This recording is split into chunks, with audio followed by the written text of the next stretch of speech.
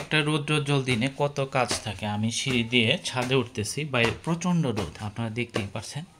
এই রোদের বেশিরভাগ ক্ষেত্রেই সাধারণত সব কিছু আমরা শুকিয়ে নিই, কাপড় শুকা দেওয়া হয়েছে। তবে এটা মূল কারণ না, যে উদ্দেশ্যে আসা।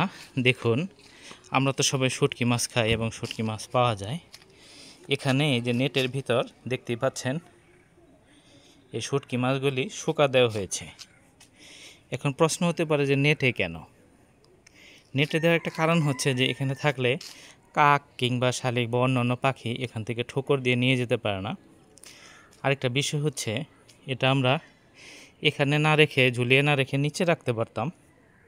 সেক্ষেত্রে দেখা যেত যে অনেক সময় বিড়াল করে কি, আরেক বাড়ির চাল থেকে এখানে চলে আসে। যেমন আপনারা দেখতে পাচ্ছেন এই বিল্ডিংয়ের পাশে এই যে আরেকটি চাল আছে, তো বিড়াল গাছের ওই দিক দিয়ে চাল বেয়ে তারপরে এই কার্নিশ বেয়ে এই ছাদে এসে এটা খাওয়ার চেষ্টা করবে।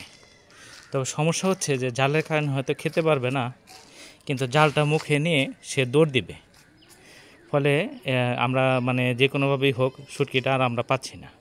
আর এখানে এটার সাথে রডের সাথে আটকানোর কারণে যেটা হচ্ছে, বিড়াল এত দূর নাগাল পাবে না নিচ থেকে, এটা একটু উপরে।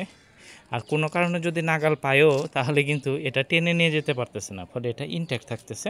আর মাঝে মাঝেই শুটকি শুকিয়ে খাওয়াই ভালো, কারণ হচ্ছে যে এটা একটু ড্যাম হয়ে গেলে টেস্ট নষ্ট হয়, প্লাস খাবারের গুণাগুণ এবং কোয়ালিটিও নষ্ট হয়ে যায়। ফলে এরকম প্রখর একটা রৌদ্রোজ্জ্বল দিন দেখতেই পাচ্ছেন, আকাশে কিছু কিছু মেঘ আছে, নীল আকাশ এবং কড়া রোদ। আমরা যে কাপড় শুকা দিয়েছি, যে ছায়া দেখতে পাচ্ছেন, আমার নিজের ছায়া। এরকম কড়া রোদে সাধারণত শুটকি শুকানোর জন্য খুবই উপযোগী, এবং শুটকি আমরা কম বেশি সবাই পছন্দ করি।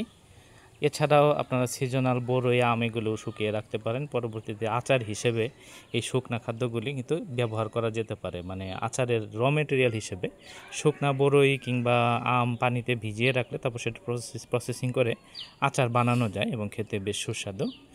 আজকে এটা দেখানোর জন্যই আসা। তো এভাবে আপনারা শুটকি রোদে শুকাতে পারেন। সাথে থাকার জন্য অসংখ্য ধন্যবাদ। পরবর্তীতে আমরা আরও অনেক সুন্দর ভিডিও নিয়ে আসবো। সবাই ভালো থাকবেন, সুস্থ থাকবেন। আল্লাহ হাফেজ।